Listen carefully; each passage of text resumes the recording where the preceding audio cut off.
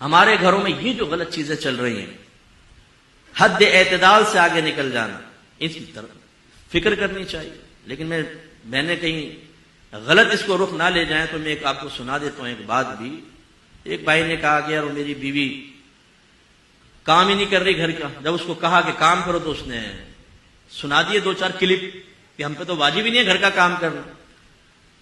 تو پھر اس کو یہ ترکیب بتائے گی کہ تم ایسا کرو کہ اپنی زوجہ سے کہو کہ ٹھیک ہے تم پہ واجب نہیں، بالکل نہ کرو، لیکن شریعت نے مجھے دوسری شادی کرنے کی اجازت دی ہے اور دوسری بیوی میں اسی شرط پہ لے کر آؤں گا کہ گھر کی کام کرے گی، تم بالکل نہ کرو. پتہ چلا کہ بیوی نے کہا نہیں میں کرنے کے لیے تیار ہوں، تم یہ قدم نہ اٹھاؤ.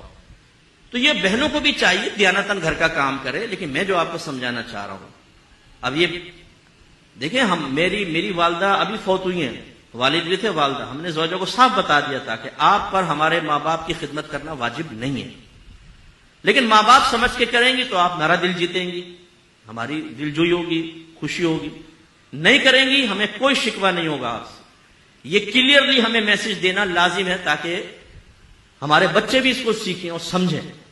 تو آج اگر ہماری زوجہ گھر میں کوئی کام کرتی ہیں، زیادہ کام کرتی ہے، ہم دسترخوان پہ بیٹھے ہوتے ہیں، بچوں سے کہتے ہیں اپنی والدہ کا شکریہ ادا کرو کہ انہوں نے 4 گھنٹے چولہے کے سامنے کھڑے ہو کر تمہارے لیے کھانا بنایا، تمہارے کپڑے دھوئے ہیں، ہر چیز پہ شکریہ ادا کرتے ہیں، اس کی عادت بناتے ہیں تاکہ قدر و قیمت رہے.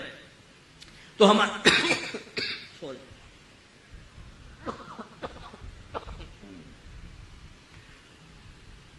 ہمارے گھروں میں جو یہ غلط چیزیں، رسومات، یہ میں رسومات میں لوں گا، خاندانی رسومات میں، کہ بیوی کو دبا کر رکھو، بیوی کو بولنے نہ دو، اگر کچھ بولے تو تھپڑ مار دو منہ پہ، کچھ ذلیل اور بے عزت کرو بچوں کے سامنے، خاندان والوں کے سامنے. غلط چیزیں ان کو ختم کریں. اسی طریقے سے میری بہنوں سے میری گزارش کہ اللہ تعالیٰ نے شوہر کا بہت حق رکھا ہے. بعض بچیاں ایک ایسے گھر سے تعلق رکھتی ہیں جس میں وہ دیکھتی ہیں کہ ہر دفعہ امی ابو کو دبا لیتی ہیں، اور ابا جان جو ہیں وہ عزت بچاؤ مہم پر ساری زندگی چلتے رہے، عزت بچاؤ مہم، عزت بچاؤ مہم.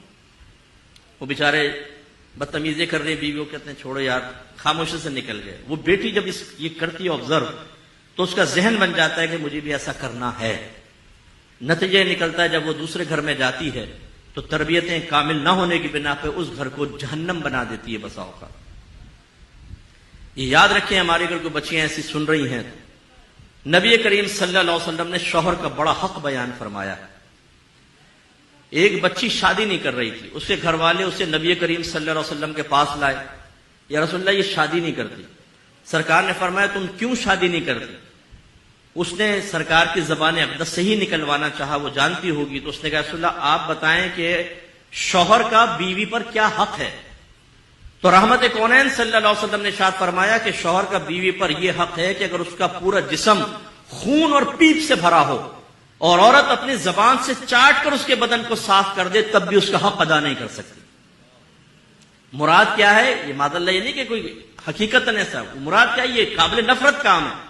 یعنی عورت شوہر کا حق اسی وقت ادا کر سکتی ہے جب اس کی طرف سے آنے والی تلخیوں، کمیوں کے اوپر صبر کرے اور اللہ کی رضا کے لیے اس کا گزارا ساتھ دیتی رہے. اتنا حق رکھا ہے. اور ایک روایت میں فرمایا کہ اگر میں مخلوق کو سجدہ کرنے کا حکم دیتا تو بیویوں کو حکم دیتا کہ اپنے شوہروں کو سجدہ کریں، لیکن سجدہ تو صرف اللہ کے لیے ہی جائز ہے. اس سے ہماری وہ بہنیں ذرا درس حاصل کریں جو شوہر کو آنکھوں میں آنکھیں ڈال کے گفتگو کرتی ہیں، بعض اوقات تو گریبان پکڑ لیتی ہیں، ماں بہن کی گالیاں بکتی ہیں. ہمارے پاس تو کیسز آتے رہتے ہیں اس طرح کے بے شمار. وہ ایک بہن نے روتے ہوئے کہا مفتی صاحب میرے شوہر نے مجھے مارا پیٹا، گالیاں بکیں. تو میں چونکہ تجربہ کار ہوں ان چیزوں کا، تھوڑا سا تجربہ کار سے مراد لوگوں کے مسائل سننے کے اعتبار سے، یہ نہیں کہ گھر میں کوئی تجربے کر رہا ہوں.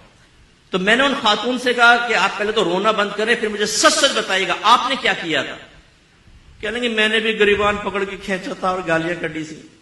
لو جی بھیا آپ نے کیا کیا؟ یہ تو یہ ہمارے یہاں چل رہا ہے. ایک مخصوص کمیونٹی ہے ہمارے ملک میں، اس سے تعلق رکھنے والی ایک بچی تھی. اس نے اپنا بتایا کہ میں نے شوہر کو زمین پہ پٹک دیا اور چھری اس کی گردن پہ رکھ دی، اور میں نے کہا دے 3 طلاق. اس نے 3 طلاقیں دے دی. مفتی صاحب ہو گئی 3 طلاقیں. اب بھولے پن کی انتہا دیکھیں آپ. اور اس کی شیرنی کی بہادری دیکھیں آپ. اب یہ لڑکی کیسے سے بہادر بن گئی؟ اپنی ماں کو دیکھا ہوگا، اپنی خالہ کو دیکھا ہوگا کہ ہر ایک نے لمبے ناخن رکھ کے منہ کے شوہر کے منہوں کو چھیلا ہے اور کچلا ہے.